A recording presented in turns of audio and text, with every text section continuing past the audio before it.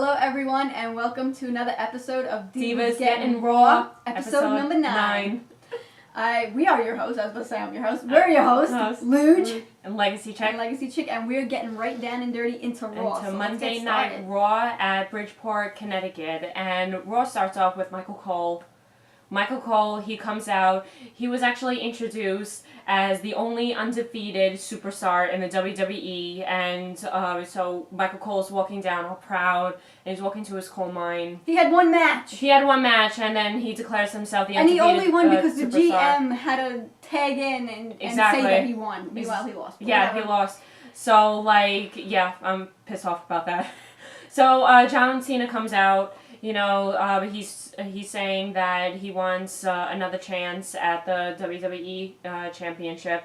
So, that he's entitled to one. But then Randy Orton as well comes out and says, John Cena, your issues with The Miz and WrestleMania are all settled. So I think a person like me who won their match at WrestleMania should deserve a WWE you had your Championship title. Yes, exactly. Then... what was it? We have Vicky Guerrero coming out wanting a chance. And also, before Vicky Guerrero, I know, is John Morrison. Oh, John, I'm sorry. Yeah, John no, it's Morrison. okay. No. Then John Morrison comes out saying that he's qualified as well.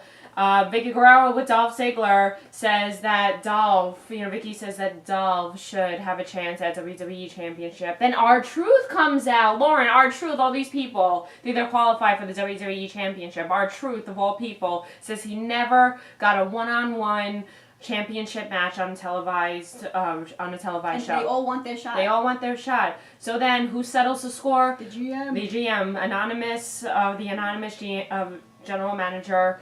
We get an email from the anonymous general manager, and basically the email says, Michael Cole, he reads the email in his iPad. Whoa.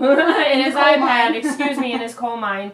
And the email says that basically to give all of them a chance to participate in a gauntlet match. Five-man gauntlet match. And then the winner of that gauntlet match is the number one contender for the WWE Championship against The Miz. So, sounds fair. Yeah. And that's later on tonight. So, after that is Eve versus Brie Bella for the Divas Championship match. And, before the match started... They drew an X. The ref drew an X on Brie Bella's hands because, Eve... Yeah, the twin magic. Eve didn't want any twin magic going on, so Eve told the ref, and the ref was like, okay, Brie, you get an X. So he'll see which is which, during the match, if there's any funny business. So, the match went on, it was alright, but, what was it? Nikki tried to do the twin magic, but, the ref did catch, the ref did catch it. But then, all of a sudden, Brie won the New Divas Championship, and Brie is a new Divas Championship match, and it was like a distraction, right? Yeah. It was like somewhat of a distraction by the Bella Twins. Distractions by Nikki. Because Nikki was arguing with the ref saying, you caught me, whatever, and then, all of a sudden, Brie hit Eve with her move, and then became the Divas Championship. And then Eve, was all upset backstage in the locker room, saying that everyone is basically selfish. Everyone is out to get a chance. But why wouldn't they? Yeah, okay. It's true. It's true. Everyone is out to get what they want. Sorry, Eve. Okay, I disagree. All right, I don't blame them. Yeah, you shouldn't be mad.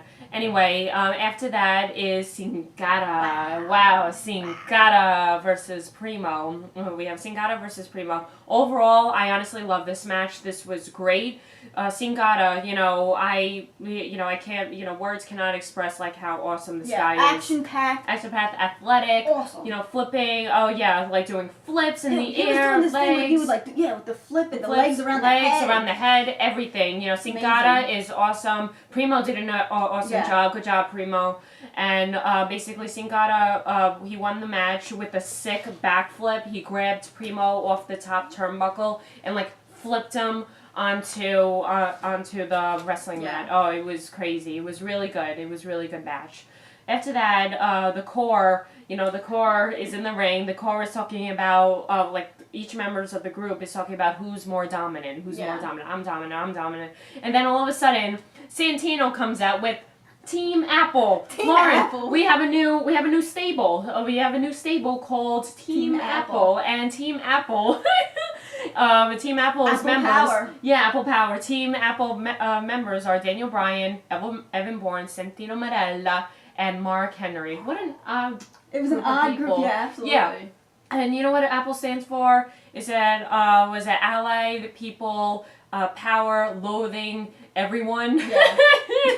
Loathing everyone, you know. So Santino, you know, he's the co-founder of it. Yeah. So we have Team Apple versus the Core. Team Apple versus the Core. This was good. This was a good match. It was very entertaining. But unfortunately for Team Apple, the Core won. Yeah. So what was it? Justin Gabriel, he gave Santino Marella a big boot to the head, basically kicked him square in the head. Like Santino Marella was trying to do the Cobra. He tried to do the Cobra, then all of a sudden a big, you know, Justin Gabriel hit him hard in the head, and then, you know, was it Heath Slater? Yeah, Heath Slater got the pin and the Core wins.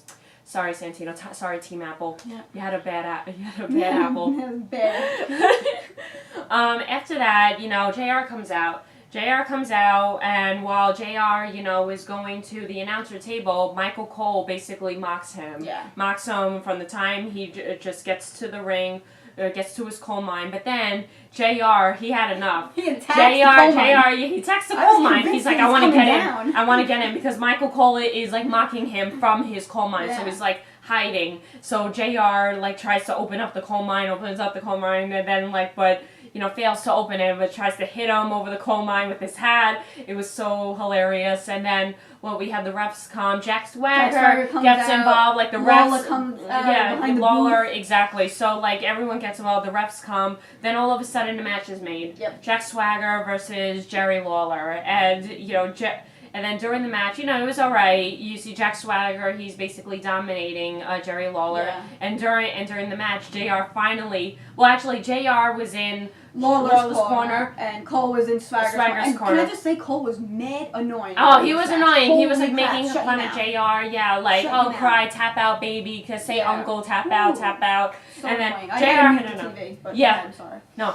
JR had enough. Like JR was on the side of the ring and then goes over to Michael Cole and finally like hits him, probably punches him in the face. He falls off the Falls ring. off the ring, I know, right? And then because of that like small distraction, what was it? Jerry was able to get the pin over Jack Swagger. So Jerry Lawler won. For the win, Yay, yeah. for the win. So do you know what that means, Lauren? Yes, he gets to decide. He gets to decide. Stipulations. Yes, exactly. So yeah, he wins, and that means he gets to decide the stipulations because Michael Cole will single-handedly verse Jerry Lawler in the future. But at Extreme Rules, Jerry said a tag team match with Jerry, Jerry JR versus Jack Swagger and Michael Cole. Yeah. You know, that should be interesting. But also like before that whole thing happens, what was it? A big blow up. A big blow up that happened between Michael Cole and Jack Swagger because Michael Cole got so pissed. He slapped. Yeah. Jack Michael Cole got Swagger so pissed at Jack Swagger losing, so yeah, Michael Cole slapped the taste out of Jack Swagger's mouth. You know, it sucks. I don't think Jack Swagger is going to be happy being and now they gotta be tag team. Now they got to be tag team partners. So but we'll I see. wonder if something is going to happen in that. We'll see. So we'll see. What was it? After that, oh my God, Lauren. You know, I feel like I'm really scared that if I'm going to start talking about the Edge retirement, I'm going to start crying. Nah, it's heart-wrenching. It was really, I was watching it, guys. I was getting tears in my eyes. I remember when Edge, you know, he was with Edge and Christian. That's as far back as I remember. I don't remember. No. I actually remember. I take that back. I actually remember him being in the Brood. That's when I started watching wrestling. When Edge began in the stable called the Brood. We are Edgeheads. He was we are Edgeheads. He was a pseudo-vampire back in the day. It was really cool. He was a pseudo-vampire. But Edge came out basically saying that 8 years ago, he broke his neck. Yeah. And for people saying wrestling's not real, take a look at Edge. Take a look at Edge. That guy poured his heart and soul into and soul. And you know what? He's got to give up on this dream now. You know, he broke his neck. And, you know, thank God, you know, for doctor surgery, he was able to go on. But, you know, the doctors told him, you know, you got to watch it. You know, better to retire than keep on going. But you know what? You know what Edge did? He kept on going, guys. He kept on going. Edge loves this business. He didn't let a broken neck stop him. It's crazy. Yeah. 8 years ago, Lauren. Yeah. He should have stopped 8 years ago. No, 8 years later, forget it. No. So, basically, it's, he put a lot of time and energy, in wrestling, which is wearing him down, and, there were a lot of tests done, on his neck or his head, wherever on his body, that it looked like, the doctor said that, if you don't quit now, if you don't retire now, you'll end up in a wheelchair probably like forever. He'll probably be paralyzed because this is his neck, guys. This is his neck. So it's either now or never. So, I totally respect him. I'm going to miss him, and I really hope they come out with a DVD. Yep. I love Edge. Rated R Superstar. Goodbye. We love you. We love you. So after that, The Miz comes out with Alex Riley, and Alex Riley and Miz, they're watching at ringside. They're commentating. They're commentating with JR and so the 5-man gauntlet match. Yeah, wait, is it JR? No, Josh Matthews. Josh Matthews. Yeah, Josh Matthews. Is JR with them? I don't know if JR was with them, but I know the King. JR was with them. Because JR's sitting between the King. That's what I thought. Yeah, JR is sitting. So Miz is sitting at commentary with Alex Riley watching the gauntlet match, and then the first up gauntlet match is Randy Orton versus Dolph Ziggler. Overall, I thought this was a really good match, but unfortunately for Randy Orton, Nexus comes out and distracts Randy Orton, basically for retribution of what Randy did to each and every one of them. Remember, Randy Orton punted each and every one of them. They want revenge, so they distracted him by getting further and becoming a WWE championship. So that really sucks. I mean, unfortunately, Randy Orton, he got distracted, so Ziggler won. So basically Ziggler won. He got the win. Yep. So, and then because Ziggler won, Ziggler is, versus R-Truth. So that's the next person that comes out. So there was a Ziggler versus R-Truth match. The match was okay. Again, I'm not a big fan of R-Truth. I thought it was pretty slow. What's up? Okay, yeah, all right. You're entertaining, but not in the ring. Yeah. R-Truth pins Ziggler though. R-Truth does pin Ziggler, and yeah, I'm not happy about that. Vicky is all upset. Oh, God, Vicky is all upset. So we have R-Truth, because R-Truth won, R-Truth gets to verse John Morrison. Again, this was okay. I mean, I love the way John Morrison, I love his wrestling style. He did carry R-Truth a lot in this match, so it did help. But unfortunately, R-Truth wins. So because R-Truth wins, John Cena is the last person of the gauntlet of the group. John Cena versus R-Truth. This was alright. Yeah, I thought it was going to be an easy win for John Cena. I thought it was going to be an easy win for John Cena, too, because, after all, Miz says that he is Super Cena. So Super Cena wins all the time. But, I'm surprised. I was surprised at this, because Miz and Alex Riley, in the middle of the match, got interrupted. Basically, Miz... They interrupted the match because John Cena was about to do... You can't see me. And all I guess of a sudden, Miz didn't like that, so Miz had to interfere. Miz, because Miz, basically Miz doesn't want to verse anyone. He wants to keep his WWE championship. Yeah.